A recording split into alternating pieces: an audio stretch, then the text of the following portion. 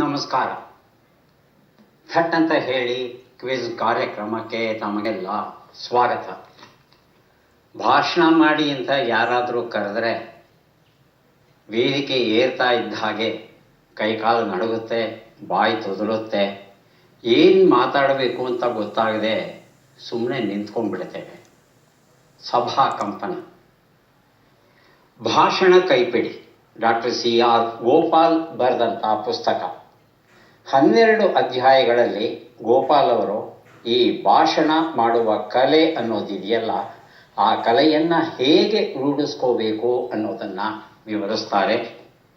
ವೇದಿಕೆಯ ಲಾಭವನ್ನು ಪಡೆಯೋದು ಹೇಗೆ, ಭಾಷಣಗಳಲ್ಲಿ ಎಷ್ಟು ನಮೂನೆಗಳು ಉಂಟು, ಸಭಾಕಂಪನವನ್ನು ಗೆಲ್ಲೋದು ಹೇಗೆ, ಭಾಷಣಕ್ಕೆ ಸಿದ್ಧತೆ ಮಾಡೋದು ಹೇಗೆ, ಏನೆಲ್ಲ ಓದಬೇಕು, ಏನೆಲ್ಲ ಅಂಶಗಳನ್ನು ಗುರುತಿಸ್ಕೋಬೇಕು, ಭಾಷಣ ಮಾಡುವಾಗ ಶ್ರವ್ಯ ದೃಶ್ಯ ಮಾಧ್ಯಮಗಳು ಏನಾದರೂ ಬಳಕೆ ಮಾಡಲೇಬೇಕು ಅನ್ನೋದಾದರೆ ಅವುಗಳನ್ನು ಬಳಸೋದು ಹೇಗೆ, ಹೀಗೆ ಭಾಷಣಕ್ಕೆ ಸಂಬಂಧಪಟ್ಟಂಥ ಹಲವು ವಿಷಯಗಳನ್ನು ಸೊಗಸಾಗಿ ಭಾಷಣ ಕೈಪಿಡಿ ಎನ್ನುವ ಈ ಒಂದು ಪುಸ್ತಕದಲ್ಲಿ ಬರೆದಿದ್ದಾರೆ.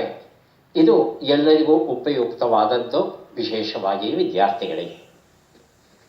ಕಾರ್ಯಕ್ರಮಕ್ಕೆ ಮತ್ತೊಮ್ಮೆ ಸ್ವಾಗತವನ್ನು ಕೋರ್ತಾ ನಮ್ಮ ಸ್ಪರ್ಧಿಗಳನ್ನೂ ಸಹ ಸ್ವಾಗತಿಸ್ತಾ ಅವರ ಪರಿಚಯ ಮಾಡಿ